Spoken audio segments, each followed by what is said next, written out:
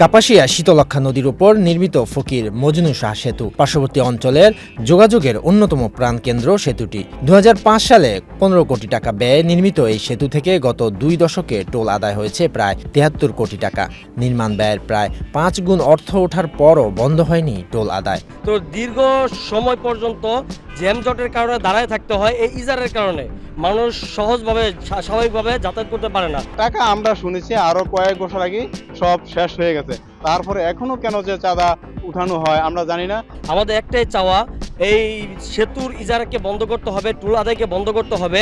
সেতু ব্যবহারকারীদের অভিযোগ, টোল আদায়কে কেন্দ্র করে এখানে তৈরি হচ্ছে যানজট, বাড়ছে ভাড়া, কৃষি পণ্যের দামেও পড়ছে প্রভাব, এমনকি জরুরি রোগী পরিবহনেও নানা ঝামেলার শিকার হচ্ছেন তারা। ওই সময় থেকে আমরা টুল দিয়ে আসতেছি, তো আমাদের প্রতিবার যাইতে 10 টাকা আইতে 10 টাকা লাগে। হ্যাঁ অবশ্যই ইজারা বাতিল করা দরকার, কারণ এই ইজারার মেয়াদ শেষ হয়ে গেছে, তাহলে ইজারা বাতিল করবো না? তাহলে 20 বছর ধরে আপনারা ইজারা নিতেছেন, আপনারা ইজারা নিবেন আবার সরকারি হসপিটাল ওই পাশে দিয়ে দিবেন, রুগী টুগী নিয়ে বিভিন্ন সহযোগিতা এই যে অটো ড্রাইভার সবার কাছ থেকে তারা 10 টাকা 20 টাকা করে টাকা নেয়। আমাদের এই কাপাসিয়া ব্রিজে টুল নিতে যায় 20 টাকা খরচ পড়ে আসা যাওয়ায়, আর আমরা 20 টাকা খরচ দিতে গেলে অনেক জুলুম হয়ে যায়।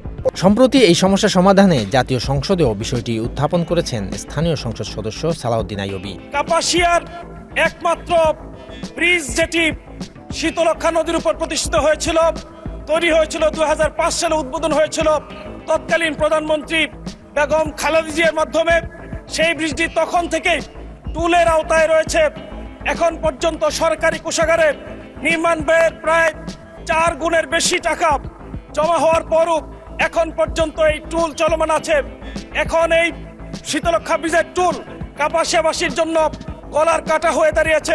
গাজীপুর সড়ক বিভাগ বলছে 2027 সাল পর্যন্ত ঠিকাদারি প্রতিষ্ঠানের সঙ্গে চুক্তি রয়েছে। সরকারি নির্দেশনা পেলে টোল আদায় বন্ধে প্রয়োজনীয় ব্যবস্থা নেওয়া হবে। সেতুটির নির্মাণ ব্যয় ছিল 15 কোটি টাকা এবং 2006 সালের ফেব্রুয়ারি মার্চ হতে সেতুটি টোল আদায় কার্যক্রম শুরু হয়েছে।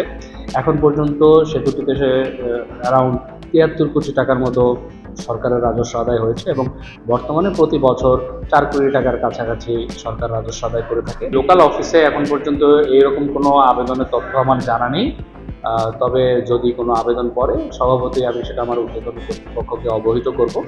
আর এছাড়া যদি সরকারের তরফ থেকে উপর থেকে কোনো নির্দেশনা আসে, আমরা সেই নির্দেশনা অনুযায়ী পরবর্তী ব্যবস্থা করব।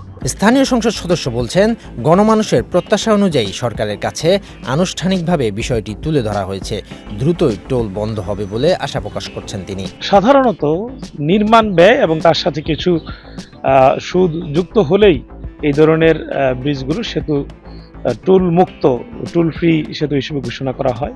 আমরা চাই হলো গণমানুষের এবারের প্রত্যাশা আকাঙ্ক্ষা হলো যে মানুষ এই ধরনের জুলুম আর সহ্য করবে না। সব মিলে আমি আশাবাদী এবার ইনশাআল্লাহ মানুষ এই জুলুম থেকে মুক্তি পাবে। এই টুল ফ্রি একটি সেতু আগামী এই পরেই মানুষ দেখতে পাবে ইনশাআল্লাহ।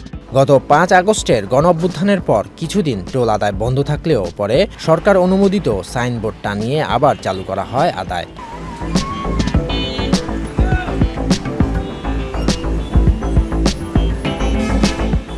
শরীয়তুল্লাহ, বৈশাখী সংবাদ।